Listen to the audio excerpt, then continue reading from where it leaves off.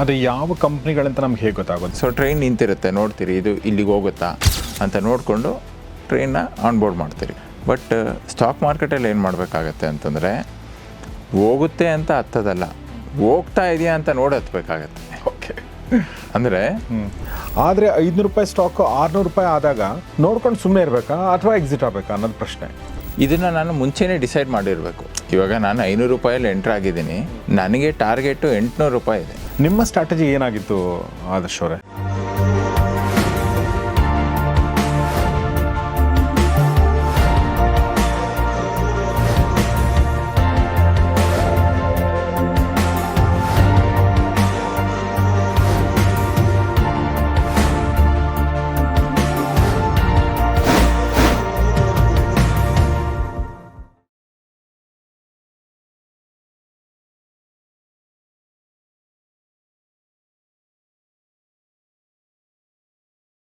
ಸ್ನೇಹಿತರೆ ನಮಸ್ಕಾರ. ಗೌರಿ ಶಕ್ಕಿ ಸ್ಟುಡಿಯೋದ ವಿಶೇಷ ಸರಣಿ ಸಂದರ್ಶನ ಕಾರ್ಯಕ್ರಮ ಮಹಾಮನಿ ನಿಮಗೆಲ್ಲ ಆತ್ಮೀಯ ಸ್ವಾಗತ. ನಾನು ಗೌರಿ ಶಕ್ಕಿ.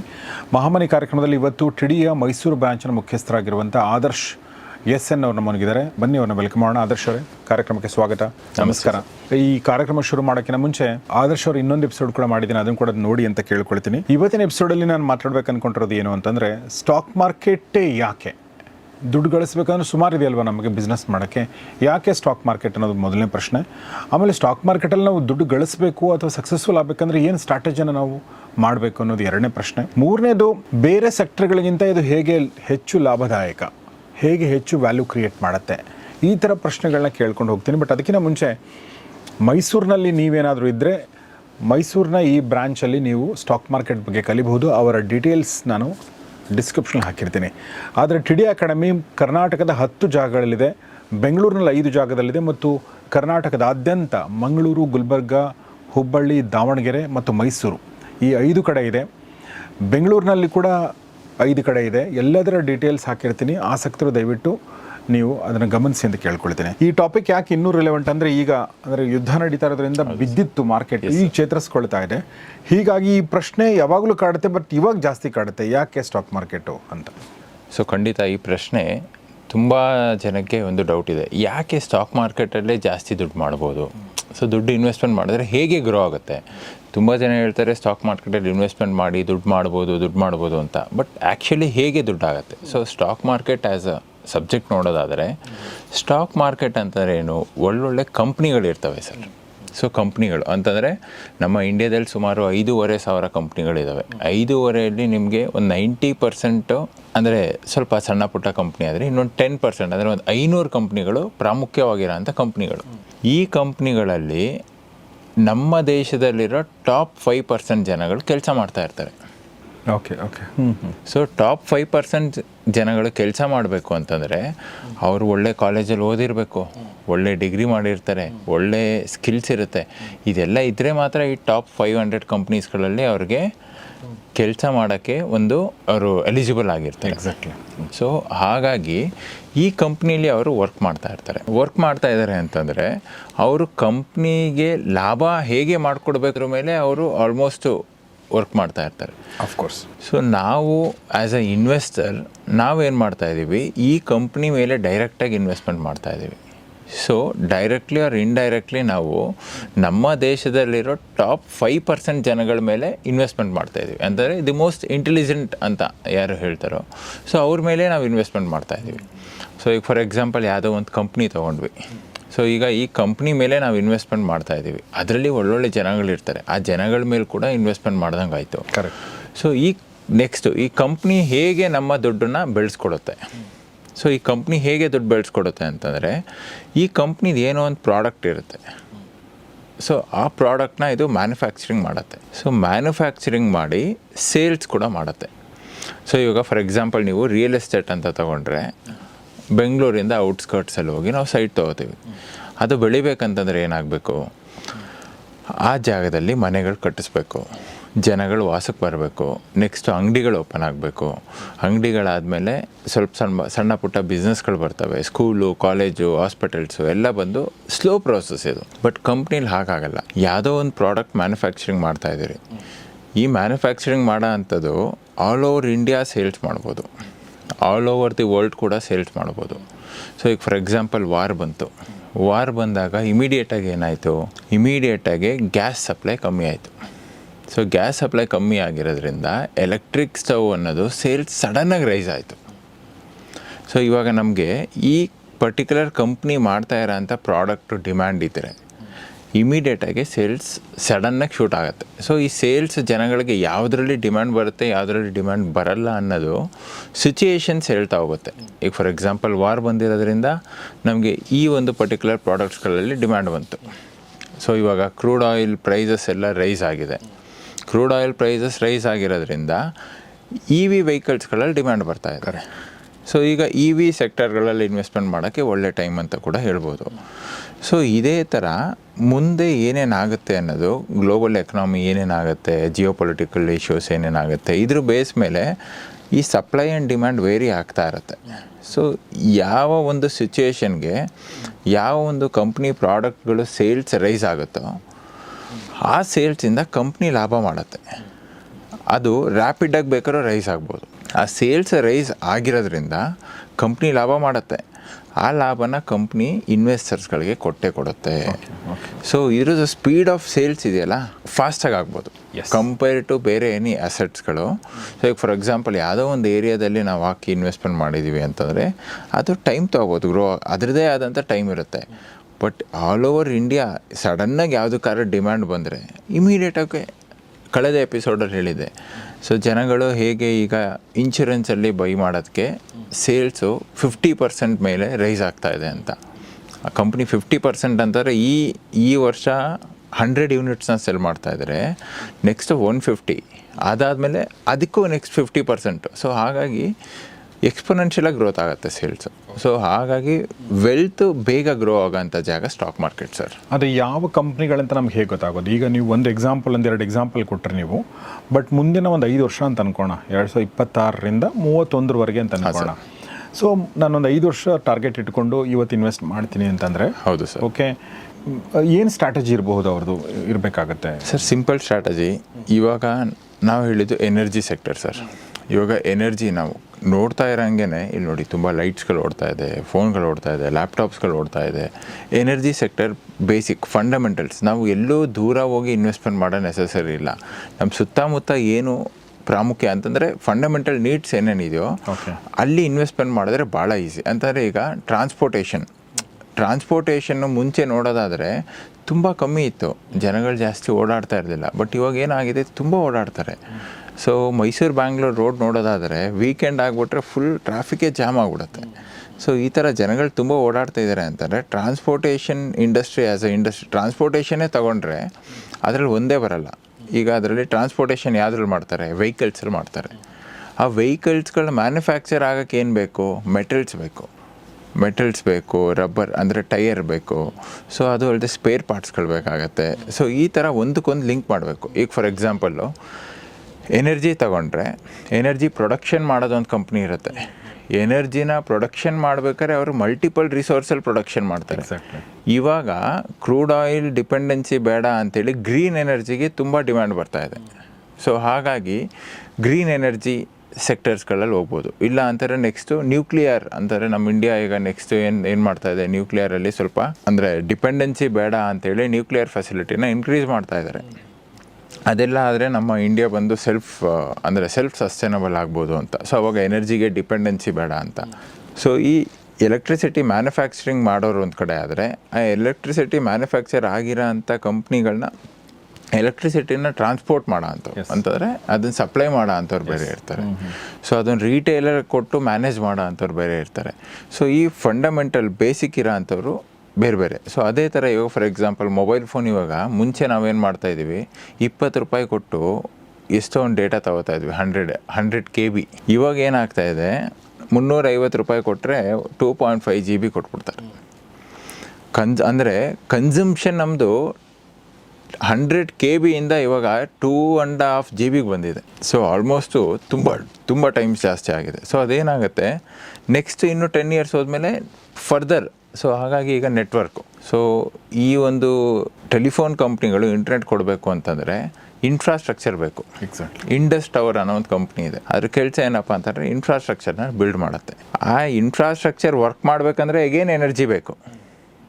ಸೊ ಡಿಪೆಂಡೆನ್ಸಿ ಕ್ರಿಯೇಟ್ ಆಯಿತು. ಸೊ ಇಲ್ಲೇನಪ್ಪ ಅಂತಾರೆ ಸ್ವಲ್ಪ ಯೋಚನೆ ಶಕ್ತಿ, ಅಂದರೆ ಯೋಚನೆ ಮಾಡಿದ್ರೆ ಸಾಕು ಗೊತ್ತಾಗೋಗ್ಬಿಡುತ್ತೆ.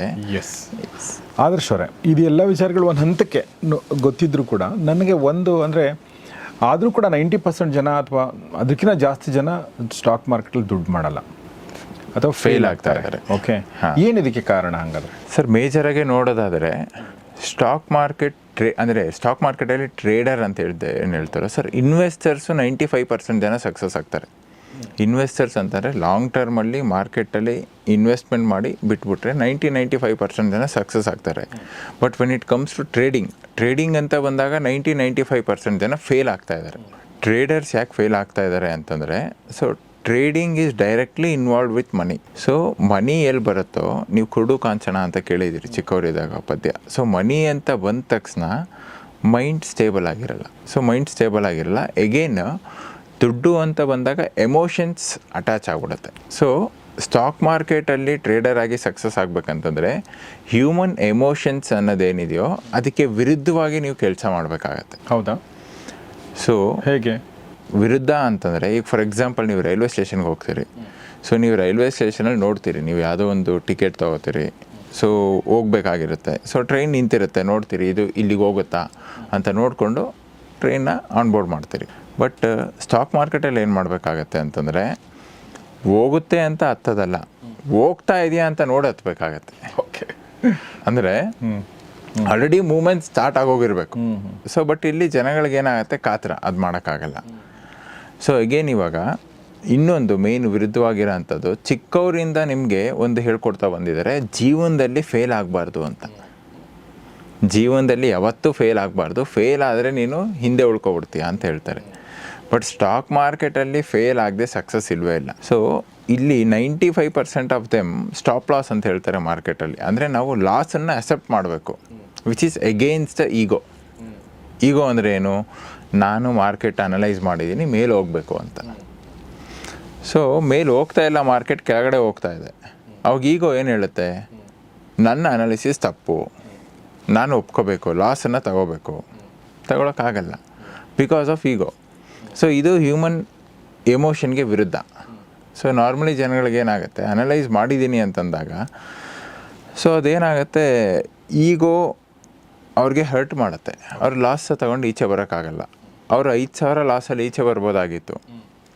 ಅದೇ ಪೊಸಿಷನಲ್ಲಿ ಅವ್ರಿಗೇನಾಗುತ್ತೆ, 1,00,000 ಲಾಸ್ ಆಗ್ಬಿಡುತ್ತೆ. ಓಕೆ. ಸೊ ಆ ಈಗೋ ಅಕ್ಸೆಪ್ಟ್ ಮಾಡ್ಕೊಂಡಿದ್ದಿದ್ರೆ ಈಸಿಯಾಗಿ ಅವ್ರಿಗೆ ಆಗೋದು. ಅಂದರೆ ನಾನು ಹೇಳ್ತಾ ಇರೋದು ಇಂಟ್ರಾಡೇ ಟ್ರೇಡಿಂಗ್ ಮಾಡೋ, ಇಂಟ್ರಾಡೇ ಶಾರ್ಟ್ ಟರ್ಮ್ ಟ್ರೇಡಿಂಗ್ ಎಲ್ಲ ಮಾಡೋ ಅಂಥದ್ರಲ್ಲಿ ಸೊ ನಾವು ಲಾಸನ್ನು ಎಷ್ಟು ಬೇಗ ಕಟ್ ಮಾಡ್ಕೋತೀವೋ ಪ್ರಾಫಿಟನ್ನು ರನ್ ಆಗಕ್ಕೆ ಬಿಡಬೇಕು. ಸೊ ಲಾಸನ್ನು ಏನು ಮಾಡ್ತೀವಿ, ನಾವು ಹೋಲ್ಡ್ ಮಾಡ್ತೀವಿ. ಯಾಕೆ ಹೋಲ್ಡ್ ಮಾಡ್ತೀವಿ ಅಂತಂದರೆ ಹೋಪ್ ಮುಖಾಂತರ. ಸೊ ಏನು ನಾವು ಅನಲೈಸ್ ಮಾಡಿದ್ದೀವಿ, ನಮಗೊಂದು ಹೋಪ್ ಇದೆ, ಬಿಡಪ್ಪ ಹೋಗುತ್ತೆ ಮಾರ್ಕೆಟು ಅಂತ. ಆ ಹೋಪ್ ಎಕ್ಸಿಟ್ ಆಗ್ಬೇಕಾದ್ರೆ ಯಾವ ಥರ ಎಕ್ಸಿಟ್ ಆಗ್ತೀರಿ ಅಂತಂದರೆ, ನನ್ನ ಹೋಪು ಮಾರ್ಕೆಟಲ್ಲಿ ಉಳಿಲಿಲ್ಲ, ಲಾಸು ನನಗೆ ತಡೆಯೋಕ್ಕಾಗ್ತಾಯಿಲ್ಲ, ಆವಾಗ ಎಕ್ಸಿಟ್ ಆಗ್ತೀವಿ. ಸೊ ಇದೇನಾಗುತ್ತೆ, ಎಮೋಷನ್ಸ್ನ ಹಾಳು ಮಾಡಿಬಿಡುತ್ತೆ ಅವ್ರದ್ದು. ಸೊ ಅವರು ಒಂದು ಸತಿ ಮಾರ್ಕೆಟ್ಗೆ ಬಂದು ಎಮೋಷನ್ಸ್ ಡೆಸ್ಟ್ರಾಯ್ ಆಗಿಬಿಟ್ರೆ ಅವ್ರೇನು ಮಾಡ್ತಾರೆ, ಬೇಕು ಅಂತ ಮಾರ್ಕೆಟಲ್ಲಿ ರಾಂಗ್ ಟ್ರೇಡ್ನ ಹುಡ್ಕೊಂಡು ಹೋಗ್ಬಿಡ್ತಾರೆ. ಬೇಕು ಅಂತಂದರೆ ಅವ್ರ ಪ್ಯಾಟ್ರನ್ಸ್ ಆ ಥರ ಫಿಕ್ಸ್ ಆಗಿಬಿಡುತ್ತೆ ಮೈಂಡಲ್ಲಿ. So stock market always has a particular pattern. So ಲೈಫಲ್ಲಿ ನಾವೇನು ಮಾಡ್ತೀವಿ, ದಿನ ಬೆಳಗ್ಗೆಯಿಂದ ಸಂಜೆ ನಾವು ಮಾಡೋದು ಒಂದು ಪ್ಯಾಟ್ರನ್ನಲ್ಲೇ ಮಾಡ್ತೀವಿ. ಸೊ ನಮಗೇನಾದ್ರು ಒಂದು ಸತಿ ಲಾಸ್ ಮಾಡೋ ಅಂಥದ್ದು ಒಂದು ಹ್ಯಾಬಿಟ್ ಸೃಷ್ಟಿ ಆಗಿಬಿಟ್ರೆ ನಾವು ಕಂಟಿನ್ಯೂಸ್ ಆಗಿ ಅದನ್ನೇ ಮಾಡ್ತಾ ಇರ್ತೀವಿ. ಸೊ ಇಲ್ಲಿ ಏನಾಗುತ್ತೆ, we win by losing hour ಮನಿ ಆಗಿಬಿಡುತ್ತೆ. ಸೊ ಆ ಪ್ಯಾಟ್ರನ್ ಬಿಡಲ್ಲ ನಿಮ್ಮನ್ನು. ಪದೇ ಪದೇ ಅದೇ ಟ್ರೇಡ್ ಹುಡುಕ್ತೀರಿ, ಅದೇ ಥರ, ಅಂದರೆ ನಿಮ್ಮ ಮೈಂಡ್ ಅದೇ ಥರ ಬಿಹೇವ್ ಮಾಡುತ್ತೆ. ಸೊ ಹಾಗಾಗಿ ಯಾಕೆ ಈಗಿನ ಕಾಲದಲ್ಲಿ ಹ್ಯೂಮನ್ ಎಮೋಷನ್ಸ್ನ ಇಲ್ಲದೆ ಆರ್ಟಿಫಿಷಿಯಲ್ ಇಂಟೆಲಿಜೆನ್ಸು ಅಥವಾ ಈ ಆಟೋಮೇಟೆಡ್ ಟ್ರೇಡಿಂಗ್ ಸಿಸ್ಟಮ್ ಅಂತ ಇಟ್ಕೋಬೇಕು ಅಂತ ಹೇಳ್ತಾರೆ. ಸೊ ಎಮೋಷನ್ಲೆಸ್ ಆಗಿ ಟ್ರೇಡ್ ಮಾಡಿದ್ರೆ ಸಕ್ಸಸ್ ಬೇಗ ಸಿಗುತ್ತೆ. ಎಸ್, ಇದು this is very interesting. Because ನಮಗೆ ನಾವು ಎಲ್ಲರ ಜೊತೆ ನಾವು ಎಮೋಷ್ನಲಿ ಕನೆಕ್ಟ್ ಆಗಿಬಿಡ್ತೀವಿ. ಹೌದು. ಸ್ಟಾಕ್ ಮಾರ್ಕೆಟ್ ಜೊತೆಗೂ ಅಂದರೆ ಒಂದು ಸ್ಟಾಕ್ ಜೊತೆಗೂ, ಈಗ ಇನ್ಫೋಸಿಸ್ ಸ್ಟಾಕನ್ನು ಮಾರಕ್ಕೆ ಮೇಲ್ ಹೋದ್ರೂ ಕೂಡ ಮಾರಕ್ಕೆ ಇಷ್ಟ ಆಗಲ್ಲ, ಅದು ಹಂಗೆ ಇಟ್ಕೊಳ್ಳೋಣ ಅಂತ ಅಂದ್ಕೊಂಡು ಎಕ್ಸಾಂಪಲ್ ಹೇಳ್ತಾರೆ ನಾನು. TCS ಅಥವಾ ಟೈಟಾನೋ ಕೆಲವೊಂದು ಸ್ಟಾಕ್ಗಳನ್ನ ಇರಲಿ, ಇನ್ನೂ ಸ್ವಲ್ಪ ಇರಲಿ, ಈ ಥರ ಅಂದರೆ ಅದ್ರ ಜೊತೆಗೆ ಕೂಡ ಅಟ್ಯಾಚ್ಮೆಂಟ್. ನಾನು ಒಂದು ಕಡೆ ಎಲ್ಲೋ ಓದಿದ ನಂಗೆ ತುಂಬ ನನ್ನ ನೆನಪಿದೆ ನನಗೆ, ಅಂದರೆ ಜಗತ್ತಲ್ಲಿ ಗೆಲ್ಲೋನು ಯಾರು ಅಂದರೆ ಮಾರಾಟ ಮಾಡೋಕ್ಕೆ ಖರೀದಿ ಮಾಡೋಕ್ಕೆ ಎರಡೂ ಗೊತ್ತಿರೋನು ಗೆಲ್ತಾನೆ ಅಂತ. ನಮಗೆ ಖರೀದಿ ಮಾಡೋದು ಗೊತ್ತಿದೆ, ಮಾರಾಟ ಮಾಡೋದು ಗೊತ್ತಿರಲ್ಲ ಕೆಲವೊಂದು ಸಲ. ಹೌದು ಸರ್, ಟ್ರೇಡಿಂಗಲ್ಲಿ ಮೇಯ್ನಾಗಿ ಎಂಟರ್ ಆಗೋದು ತುಂಬ ಈಸಿ. ಅಂದರೆ ಚಕ್ರವ್ಯೂಹದ ಒಳಗಡೆ ಎಂಟರ್ ಆಗೋದು ಭಾಳ ಈಸಿ, ಎಕ್ಸಿಟ್ ಆಗೋದು ಭಾಳ ಕಷ್ಟ. ಸೊ ಎಕ್ಸಿಟ್ ಆಗೋಕ್ಕೆ ದಾರಿ ಗೊತ್ತಿರಬೇಕು. ಸೊ ಇವಾಗ ಎಮೋಷನ್ಸ್ ಅಂತ ಹೇಳಿದ್ರೆ ಸ್ಟಾಕ್ ಹೆಸರುಗಳು, ಒಂದು ಎಮೋಷನ್ಲೆಸ್ ಆಗಿ ಟ್ರೇಡ್ ಮಾಡಬೇಕು ಅಂತಂದರೆ ಅವರು ಚಾರ್ಟನ್ನು ಮಾತ್ರ ರೀಡ್ ಮಾಡಬೇಕು. ಸೊ ಈಗ ಎಲ್ಲ ಚಾರ್ಟು ಒಂದೇ, ಆ ಸ್ಟಾಕ್ ನೇಮ್ ಅನ್ನೋದು ನೇಮ್ ಅಷ್ಟೇ, ಅದು ಚಾರ್ಟ್ ಮಾತ್ರ ಸೇಮ್ ಎಲ್ಲ ಸ್ಟಾಕಿಗೂ. ಸೊ ಹಾಗಾಗಿ ಅವ್ರು ಏನು ಮಾಡಬೇಕಾಗತ್ತೆ, ಆ ಚಾರ್ಟ್ ನೇಮ್ಗೆ ಅಟ್ಯಾಚ್ ಆಗಬಾರ್ದು, ಚಾರ್ಟನ್ನು ಮಾತ್ರ ಟ್ರೇಡ್ ಮಾಡಬೇಕು. ಓಕೆ. ಸೊ ಇದರಲ್ಲಿ ಅವರು ಸ್ಟಾಪ್ ಲಾಸಾ, ಓಕೆ, ಪ್ರಾಫಿಟ್ ಬಂದರೂ ಖುಷಿ ಪಡಬೇಕು, ಲಾಸ್ ಆದರೂ ಸುಮ್ಮನೆ ಇರಬೇಕು. ಪ್ರಾಫಿಟ್ ಆ್ಯಕ್ಚುಲಿ ಹಂಗೆ ನೋಡೋದಾದರೆ ಪ್ರಾಫಿಟ್ ಬಂದಾಗಲೂ ಖುಷಿ ಪಡಬಾರ್ದು, ಪ್ರಾಫಿಟ್ ಬಂದರೂ ಓಕೆ, ಲಾಸ್ ಆದರೂ ಓಕೆ. ಸೊ ಈಗ ಬಿಸ್ನೆಸ್ಸಲ್ಲಿ ಪ್ರಾಫಿಟ್ ಆ್ಯಂಡ್ ಲಾಸ್ನ ಈಕ್ವಲ್ ಆಗಿ ಟ್ರೀಟ್ ಮಾಡಬೇಕಾಗತ್ತೆ. ಅದೇ ಥರ ಟ್ರೇಡಿಂಗಲ್ಲಿ ಕೂಡ ಪ್ರಾಫಿಟ್ ಆ್ಯಂಡ್ ಲಾಸ್ ಈಕ್ವಲ್ ಆಗಿ ಟ್ರೀಟ್ ಮಾಡಬೇಕು. ಓಕೆ. ಬಟ್ ಪ್ರಾಫಿಟ್ ಬಂದಾಗ ನಮ್ಗೆ ಖುಷಿ, ಈಗ ನೋಡಿ ಲಾಸ್ ಆದಾಗ ನೋಷ್ನಲ್ ಲಾಸ್ ಅಂತ ಅನ್ಕೋತೀವಿ. ಅಂದರೆ ನಾವು ಯಾಕೆಂದರೆ ಅದನ್ನು ವಾಪಸ್ ತೊಗೋತಾ ಇಲ್ಲ, ಎಕ್ಸಿಟ್ ಆಗ್ತಾ ಇಲ್ಲ. 500 ರೂಪಾಯಿ ಸ್ಟಾಕು 400 ರೂಪಾಯಿಗೆ ಬಂದಿದೆ, ಬಟ್ ನನಗೇನು ಎಫೆಕ್ಟ್ ಮಾಡಿಲ್ಲ ನನ್ನ ಜೀವನಕ್ಕೆ. ಯಾಕಂದ್ರೆ ನಾನು ಅದನ್ನು 600 ರೂಪಾಯಿ ಆಗುತ್ತೆ ಅಂತ ನಾನು ಏನೋ ಒಂದು ಪ್ಲ್ಯಾನ್ ಮಾಡ್ಕೊಂಡು ಕೂತ್ಕೊಂಡಿಲ್ಲ ಅಂದಾಗ ತೊಂದರೆ ಇಲ್ಲ. ಸೊ ನಾನು ಸುಮ್ಮನೆ ಇರ್ತೀನಿ. ಆದರೆ 500 ರೂಪಾಯಿ ಸ್ಟಾಕು 600 ರೂಪಾಯಿ ಆದಾಗ ನಾನು ನೋಡ್ಕೊಂಡು ಸುಮ್ಮನೆ ಇರಬೇಕಾ ಅಥವಾ ಎಕ್ಸಿಟ್ ಆಗಬೇಕಾ ಅನ್ನೋದು ಪ್ರಶ್ನೆ. ಇದನ್ನು ನಾನು ಮುಂಚೆನೇ ಡಿಸೈಡ್ ಮಾಡಿರಬೇಕು. ಇವಾಗ ನಾನು 500 ರೂಪಾಯಲ್ಲಿ ಎಂಟ್ರ್ ಆಗಿದ್ದೀನಿ, ನನಗೆ ಟಾರ್ಗೆಟು 800 ರೂಪಾಯಿ ಇದೆ. ಸೊ 800 ರೂಪಾಯಿಗೆ ನಾನು ರಿಸ್ಕು ಒಂದು 100 ರೂಪಾಯಿ ತೊಗೊಂಡಿದ್ದೀನಿ. ಅಂದರೆ ನನಗೆ ಪ್ರಾಫಿಟ್ಟು 300 ರೂಪಾಯಿ ಇದೆ, ರಿಸ್ಕು 100 ರೂಪಾಯಿ ಇದೆ. ಸೊ ನನಗೆ ಈಗ 600 ರೂಪಾಯಿ ಪ್ರಾಫಿಟ್ ಬಂದರೆ ನಾನು ಎಕ್ಸಿಟ್ ಆಗಲ್ಲ, 700 ರೂಪಾಯಿ ಬಂದರೂ ಎಕ್ಸಿಟ್ ಆಗಲ್ಲ, 800ಕ್ಕೆ ಹೋದರೆ ಮಾತ್ರ ನಾನು ಎಕ್ಸಿಟ್ ಆಗ್ತೀನಿ. ಓಕೆ. ಬಿಕಾಸ್ ನಾನು ಟ್ರೇಡ್ ಎಂಟರ್ ಆಗೋದಕ್ಕೂ ಮುಂಚೆ ಪ್ಲ್ಯಾನ್ ಮಾಡಿದ್ದೆ. ಸೊ ನೀವು ಪ್ಲ್ಯಾನ್ ಮಾಡಿಲ್ಲ ಅಂತಂದರೆ ನಿಮಗೆ ಈ ಮಧ್ಯೆ ಎಮೋಷನ್ಸ್ ಎಲ್ಲ ಬರುತ್ತೆ. ನೀವು ಪ್ಲ್ಯಾನ್ ಮಾಡಿಬಿಟ್ಟಿದ್ರೆ ನೀವು ಹೆಂಗೋ 100 ರೂಪೀಸ್ ಲಾಸ್ಗೆ ರೆಡಿ ಇದ್ರಿ, 400ಕ್ಕೆ ಬಂದರೆ ಎಕ್ಸಿಟ್ ಆಗ್ತೀನಿ ಅಂತ ರೆಡಿ ಇದ್ರಿ. 600ಕ್ಕೆ ಹೋದಾಗ 100 ರೂಪಾಯಿ ತಾನೇ ಪ್ರಾಫಿಟ್ ಇರೋದು. ಅಂದರೆ ನಂಬರ್ ಆಫ್ ಸ್ಟಾಕ್ಸ್ ಎಷ್ಟು ಬೇಕಾದ್ರೂ ತೊಗೊಂಡಿರ್ಬೋದು. 700ಕ್ಕೆ ಹೋದರೂ ಸುಮ್ಮನೆ ಇರ್ತೀರಿ, 800ಕ್ಕೆ ಹೋದರೂ ಸುಮ್ಮನೆ ಇರ್ತೀರಿ. ನೀವು ಯಾವಾಗ ಪ್ಲ್ಯಾನ್ ಮಾಡದೆ ಎಂಟ್ರ್ ಆಗಿಬಿಡ್ತೀರೋ ಅವಾಗ 50 ರೂಪಾಯಿ ಲಾಭ ಬಂದರೆ ಏನು ಮಾಡೋದು, 100 ರೂಪಾಯಿ ಲಾಭ ಬಂದರೆ ಏನು ಮಾಡೋದು, ಮೇಲೋದ್ರೆ ಏನು ಮಾಡೋದು, ಕೆಳಗಡೆ ಹೋದ್ರೆ ಏನು ಮಾಡೋದು, ಈ ಒಂದು ಪ್ಲ್ಯಾನಿಂಗ್ ಇಲ್ಲ ಅಂತಂದರೆ ಟ್ರೇಡಿಂಗಲ್ಲಿ ಈ ಥರ ಮೈಂಡ್ ಕಂಟ್ರೋಲ್ಗೆ ಸಿಗಲ್ಲ ಸರ್. ಸೊ ಈಗ 2026ರ ಈ ಒಂದು ವಾರ್ನ ಟೈಮಲ್ಲಿ, ಓಕೆ, ನೀವು ಅಂದರೆ ಈಗ ನೀವು ಸುಮಾರು ವರ್ಷಗಳಿಂದ ಮಾಡ್ಕೊಂಡ್ಬಂದಿದ್ದೀರಾ, ನಿಮ್ಮ ಸ್ಟ್ರಾಟಜಿ ಏನಾಗಿತ್ತು ಆದರ್ಶ್ ಅವರೇ ಈ ವಾರ್ ಟೈಮಲ್ಲಿ? ಸರ್ ನಾವು ನಾರ್ಮಲಿ ಏನು ಮಾಡ್ತಾಯಿದ್ವಿ ಅಂತಂದರೆ, ನನ್ನ ಸ್ಟ್ರಾಟಜಿ ಸರ್ ಕಂಪ್ಲೀಟಾಗಿ ನಾನು ಹೇಳೋದಾದರೆ ನಿಫ್ಟಿ ಟು 26,000 ಇತ್ತು. ಸೊ ನಮ್ಮ ಪೋರ್ಟ್ಫೋಲಿಯೋನ ಯಾವಾಗ ರೆಸಿಸ್ಟೆನ್ಸ್ ಹತ್ರ ಇರುತ್ತೋ ನಾವು ಯಾವಾಗಲೂ ಕ್ಯಾಶ್ ಇಟ್ಕೋಬೇಕು, ನಮ್ಮ ಹತ್ರ ಕ್ಯಾಶ್ ಇರಬೇಕು sir. So at least if not 100% cash ಇಲ್ಲ ಅಂತಂದ್ರು ಅಟ್ಲೀಸ್ಟ್ 50 to 70% ಆದರೂ ಕ್ಯಾಶ್ ಇಟ್ಕೋಬೇಕು. ಏನು ಹೇಳಿ ಅರ್ಥ ಆಗಿಲ್ಲ ನನಗೆ. ಕ್ಯಾಶ್ ಅಂತಂದರೆ ಇವಾಗ ನಮ್ಮ ಪೋರ್ಟ್ಫೋಲಿಯೋ ವ್ಯಾಲ್ಯೂ ಒಂದು 10 lakhs ಇರುತ್ತೆ ಅಂತಂದರೆ ನಿಫ್ಟಿ ಬಂದು 26,000 ಇತ್ತು. ಆ 26,000 ಇರ್ಬೇಕಾದ್ರೆ ನಾನು 10 lakhs ಇನ್ವೆಸ್ಟ್ಮೆಂಟ್ ಮಾಡಲ್ಲ, ಒಂದು 3 lakhs ಇನ್ವೆಸ್ಟ್ಮೆಂಟ್ ಮಾಡ್ತೀನಿ. ಸೊ ಯಾಕೆ ಅಂದರೆ market over all sentiment resistance ಹತ್ರ ಇದೆ, ನಾನಲ್ಲಿ ಫುಲ್ ನನ್ನ ದುಡ್ಡನ್ನು ಡೆಪ್ಲಾಯ್ ಮಾಡಲ್ಲ. ಸೊ ಮೇಯ್ನಾಗಿ ಇದು ಕಷ್ಟ ಸರ್ ಜನಗಳಿಗೆ. ಏನಾಗುತ್ತೆ ಅಂತಂದರೆ ಮಾರ್ಕೆಟು ಅವಾಗ ಮೇಲೆ ಹೋಗ್ತಾ ಇರುತ್ತೆ. ನೀವು ಜಾನ್ವರಿ ನೋಡೋದಾದರೆ